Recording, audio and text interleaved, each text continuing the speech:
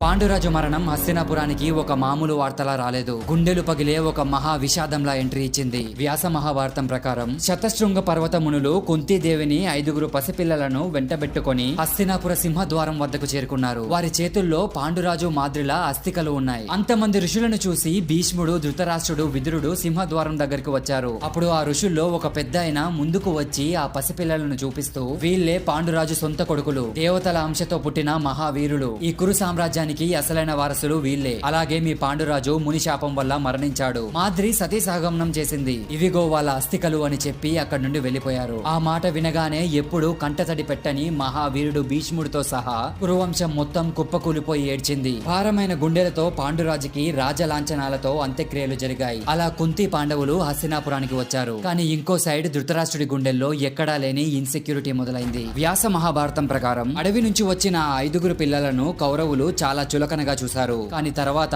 భీముడు ఒక్కడే వాళ్లకు నరకం చూపించాడు. చిన్నప్పటి ఆటల్లో, పరుగుల్లో, కుస్తీల్లో భీముడు ఒక్కడే 100 మంది కౌరవులను ఈజీగా ఓడించేవాడు. కోపంతో కాదు, తనకున్న నేచురల్ బలం వల్ల ఆడుకుంటుంటే వాళ్ళ కాళ్ళు చేతులు విరగొట్టేవాడు. 100 మంది కలిసి మీద పడ్డా సరే భీముడు వాళ్ళని గాల్లోకి విసిరేసేవాడు. గంగలో ముంచి వాళ్ళకు ఊపిరాడకుండా చేసేవాడు. వాళ్ళు పండ్లు కోయడానికి చెట్టెక్కితే భీముడు కింద ఉండి ఆ చెట్టును కాళ్లతో ఒక తన్ను తన్నేవాడు. ఆ 100 మంది కౌరవులు చెట్టుకున్న పండ్లలా రాలి పడిపోయేవారు. ఇది చూసి దుర్యోధనుడికి పుట్టుకతోనే ఉన్న ఆ రాక్షస బుద్ధి పూర్తిగా నిద్రలేచింది. ఆ పసి వయసులో భీముడి మీద అసూయ, కోపం, ప్రాణభయం పెంచుకున్నాడు. వీడు ఇలాగే బ్రతికి ఉంటే భవిష్యత్తులో మనకు రాజ్యం దక్కదు. వీడిని ఎలా అయినా అంతం చేయాలి అని ఒక భయంకరమైన నిర్ణయానికి వచ్చాడు. అందుకే గంగా నది తీరంలో ప్రమాణ కోటి అనే ఒక క్రీడా భవనాన్ని నిర్మించాడు. ఇక ఎంతో ప్రేమగా నటిస్తూ జల క్రీడలు ఆడుకుందాం రండి అని పాండవులను ప్రేమగా పిలిచి ఆటలతో బాగా అలసిపోయేలా చేశాడు. పైగా ఏమీ ఎరగని వాళ్ళ నటిస్తూ భీముడికి ఎంతో ఇష్టమైన ఆహారంలో అత్యంత భయంకరమైన కాలకూట విషం కలిపి స్వయంగా తన చేతులతో తినిపించాడు.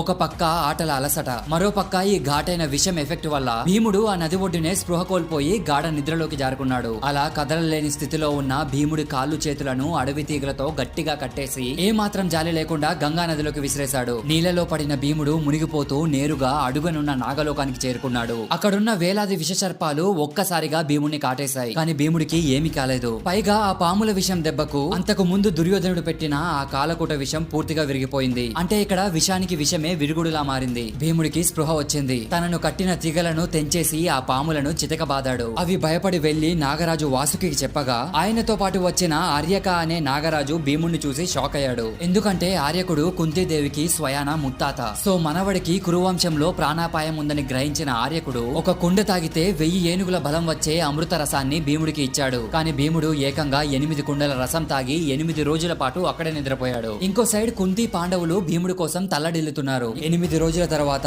నాగరాజుల ఆశీర్వాదంతో భీముడు తిరిగి హస్తినాపురానికి వచ్చాడు. ఏడుస్తూ ఉన్న తల్లికి, పాండవులకి దుర్యోధనుడు పెట్టిన ఆ భయంకరమైన విషయం గురించి చెప్పి కోపంతో రగిలిపోతూ దుర్యోధనుణ్ణి అంతం చేయడానికి బయలుదేరాడు. కానీ సరిగ్గా అప్పుడే ధర్మరాజు అతన్ని ఆపి ఒక కఠినమైన వ్యూహం చెప్పాడు. తమ్ముడు, ఈ కుట్ర గురించి ఎవరికి చెప్పొద్దు. మనం 5గురం, వాళ్ళు 100 మంది. పైగా వాళ్ళకే అధికారం ఉంది. మనకు విషయం తెలిసిందని వాడికి అర్థమైతే ఇంకో దారుణమైన కుట్ర చేస్తాడు. సో మౌనమే ఇప్పుడు మనకి అతిపెద్ద ఆయుధం అని ఆజ్ఞాపించాడు. యుధిష్ఠిరుడు పెట్టిన కఠినమైన ఆజ్ఞతో పాండవులు అన్ని తెలిసుండి కూడా మౌనంగా పెరిగారు. వాళ్లకు ఉపనయనం జరిగాక భీష్ముడు వాళ్ళకి ఆయుధ విద్యలు నేర్పడానికి గౌతమ మహర్షి మనవడైన కృపాచార్యుని నియమించాడు. ఈ కృపాచార్యుడు ధనుర్వేదంలో ముల్లోకాలను వణికించే ఒక మహా పండితుడు. ఈయనే పాండవులకు, కౌరవులకు, వృష్ణులకు అందరికీ రకరకాల ఆయుధాలు ఎలా వాడాలో నేర్పించిన మొదటి గురువు. లైక్ భీముడికి గదను, అర్జునుడికి విల్లును మొదటిసారి ఎలా ఉపయోగించాలో నేర్పించింది ఈయనే. అలా కృపాచార్యుడి దగ్గర బేసిక్స్ నేర్చుకున్నాక వాళ్ళంతా ఎదురులేని అస్త్రాల కోసం నిరీక్షించారు. కాలం గడిచింది. పాండవులు, కౌరవులు ఆడుకుంటున్నప్పుడు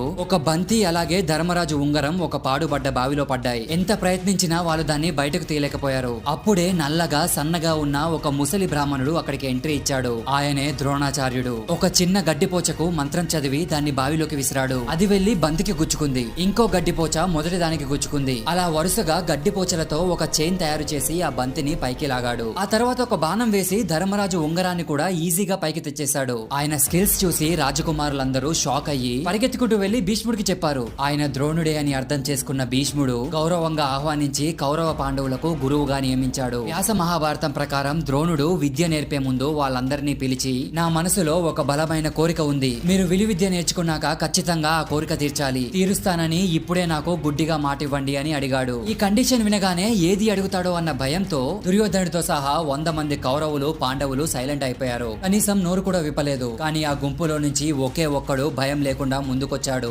అతనే అర్జునుడు. మీరు ఏది అడిగినా ఖచ్చితంగా చేస్తాను గురుదేవా అని ఏ మాత్రం ఆలోచించకుండా మాటిచ్చాడు. ఆ గురు భక్తిని చూసి కన్నీళ్లతో ద్రోణుడు అర్జునుడిని హత్తుకున్నాడు. ముల్లోకాల్లోనే నిన్ను మించిన బెస్ట్ ఆర్చర్ ఉండడని అక్కడే డిసైడ్ అయ్యి మాటిచ్చాడు. అలా అర్జునుడికి ప్రపంచంలోనే బెస్ట్ ఆర్చర్ చేస్తానని మాటిచ్చిన ద్రోణాచార్యుడి దగ్గరికి నిషాదరాజు హిరణ్య ధనుషు కొడుకైన ఏకలవ్యుడు తనకు ఆయుధ విద్య నేర్పమని ద్రోణాచార్యుడి దగ్గరికి వచ్చాడు. వాణ్ణి చూసి అతనిలో ఉన్న ఫైర్ ద్రోణుడికి అర్థమైంది. కానీ తాను కేవలం రాజవంశానికి మాత్రమే గురువు కావడంతో నిషాద బాలుడికి విద్య నేర్పడం ధర్మం కాదని భావించాడు. పైగా అర్జునుడిని అత్యుత్తమ విలుకాడిగా తీర్చిదిద్దుతానని అప్పటికే మాటిచ్చేశాడు. అందుకే ఆ బాలుడిని రిజెక్ట్ చేశాడు. కానప్పుడు ఏకలవ్యుడు ఏడవలేదు, కోపడలేదు. సైలెంట్ గా అడవికి వెళ్లి ద్రోణాచార్యుడి మట్టి బొమ్మను చేసి దాన్నే దేవుడిగా భావించి రేయింపవళ్ళు ఘోరమైన ప్రాక్టీస్ చేశాడు. ఆ ఏకాగ్రతతో ఆ ప్రాక్టీస్ తోనే అర్జునుడిని మించిన ఒక భయంకరమైన గొప్ప విలుకాడిగా అయ్యాడు. కొన్నాళ్ల తర్వాత పాండవులు కౌరవులు వేటకు వెళ్లిన ఆ అడవిలో ఆ ఏకలవ్యుడున్నాడు. అప్పుడు పాండవుల వేట కుక్క ఏకలవ్యుడిని చూసి గట్టిగా మురిగింది. దాన్ని ఆపడానికి ఏకలవ్యుడు ఏకంగా